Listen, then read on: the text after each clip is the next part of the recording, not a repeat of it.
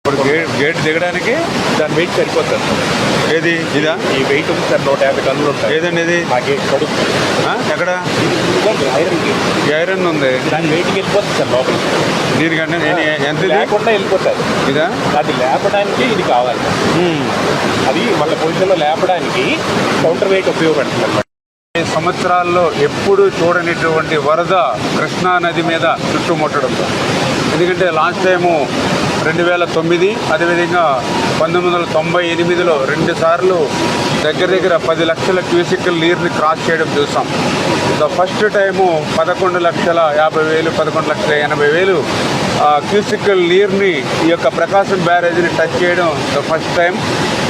ఇటువంటి పరిస్థితుల్లో యుద్ధ ప్రాతిక మీద చంద్రబాబు నాయుడు గారు సైతం కలెక్టరేట్లోనే బస చేసి ఎక్కడైతే గండ్లు పడుతూ ఉన్నాయో, ఎక్కడైతే ఏటిగొట్టుకి కానీ ప్రమాద పరిస్థితి ఉందో ఆయన మంత్రులు అధికారుల్ని అందరినీ సమన్వయం చేసుకుంటూ పనులు చేస్తున్నటువంటి సమయంలో మరి ఏదైతే ఈ యొక్క ప్రకాశం బ్యారేజీకి సంబంధించి మరి 4 బోట్లు కొట్టుకుని వచ్చి అందులో ఒక బోట్ అయితే కిందకి పోయిన పరిస్థితి, మిగిలిన 3 బోట్లు కూడా అడ్డుకుని అందులో పర్టికులర్గా ఏదైతే మరి ఒక బోటు ఆ గేట్కి సంబంధించి కౌంటర్ వెయిట్ ఏదైతే ఉందో ఆ కౌంటర్ వెయిట్ని బలంగా తాకడంతో ఆ కౌంటర్ వెయిట్ బ్రేక్ అయినటువంటి పరిస్థితి ఉంది.